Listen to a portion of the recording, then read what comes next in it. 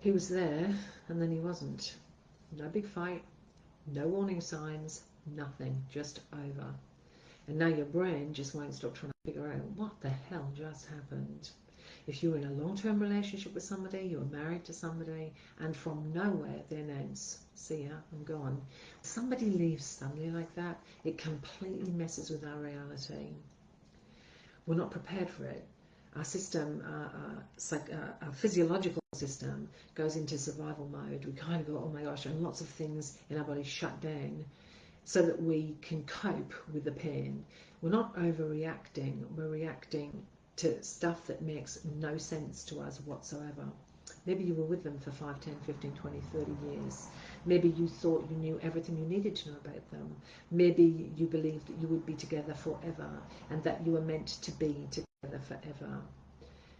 Maybe there was some stuff going on under the surface and you kind of knew that you'd got a bit bored, or you both were busy doing life, raising kids, working, and you were kind of losing sight of each other, but you thought you had each other, and this was just a moment, a time in the relationship where things might be a bit tough and you're going to get to the other side of it, and then you could reconnect with each other again. When somebody suddenly leaves you, the response in your nervous system is a really dramatic one.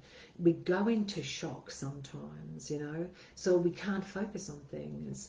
We are on edge. We can cry easily. We might shut down. We might sit obsessively replaying things over and over and over again. You're trying to make sense of it. What did he say? When did he say it? How did I respond to that? Was there a clue he was unhappy that I missed? Didn't I get that something was going on? Like, how could I have missed this? That they just literally walked out the door. And I hear stories from women where literally they were happy in the morning, and in the afternoon they get a text message saying, I've left you, I'm not coming back. And it's literally a punch to the gut. And in this day and age where people just ghost and they don't even want to talk to you, they don't want to answer questions, they don't want to try and nut it out, where you're like, if we could just talk about this, maybe we could sort something out. Generally speaking, when relationships end, it isn't just one bad day.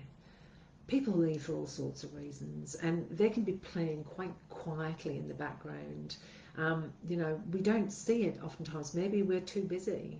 Maybe we're too busy with our kids and work, and so we don't have time to notice. Maybe we've both become a little bit less emotionally invested in the relationship. Maybe we're not making time for intimacy anymore. Maybe we're just busting ourselves to pay the bills. It doesn't mean that we're naive. It just means that we're human, and human beings, it can get busy between, work and family. If you have parents that are aging and there's a lot of energy put into being with your aging parents, as well as your own children, as well as doing work, as well as being with your other family and friends. Like, they can feel like there's next to no time at all or energy left for that stuff, and so we miss things. Relationships, about 2 years before a relationship ends, people start feeling dissatisfied, unhappy. They might have tried to kind of let you know, but not being really direct about it.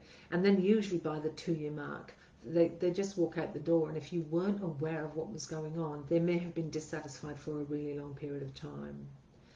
Now, more than ever, relationships are not for life, which is what they used to be, right? We used to, back in the day, people would get married, and they would stay married for their entire adult life.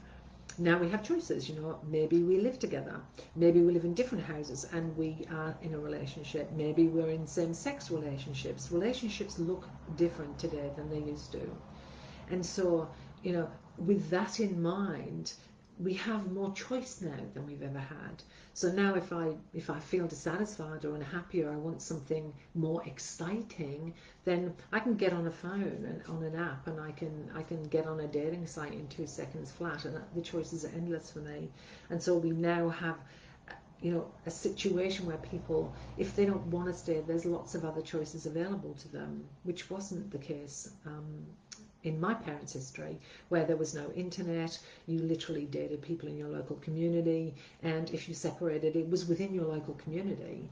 And so, now we can date people all around the world if we want to. So things have changed quite dramatically.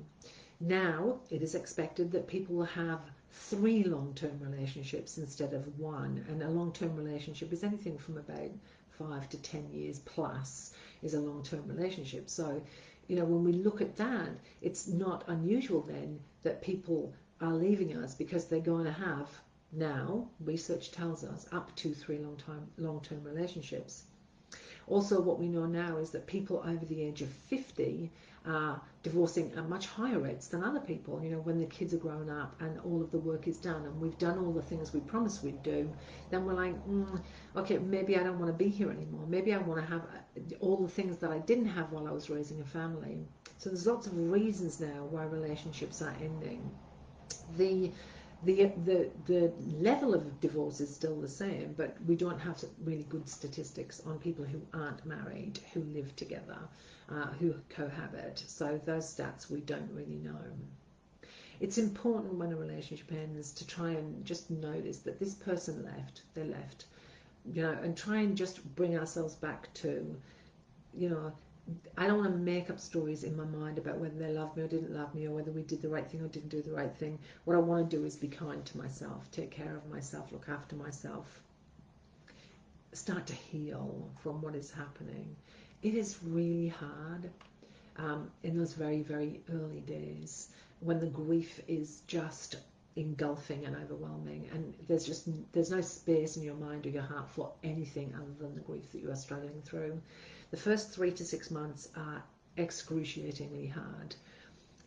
If you're looking for support, please do come along to my YouTube channel. I have lots of playlists and videos that talk about very specific things, you know, when long-term relationships end, if there's been an affair, how to get over divorce, how to sort of learn to love yourself. So there's lots of that stuff on my channel if you're interested in it.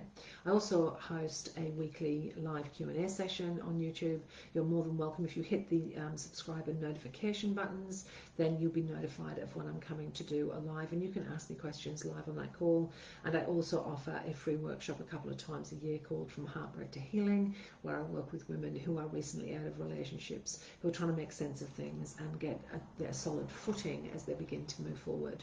So no matter where you are in the journey of your relationship ending, please look after yourself. If you're needing support, please do come along to my channel. Of course, you can make a comment in the comments of this video if you'd like to. There are free resources on my page too. And if you have any questions, pop along to my live Q&A on Thursdays. Take the best care of yourself. Bye.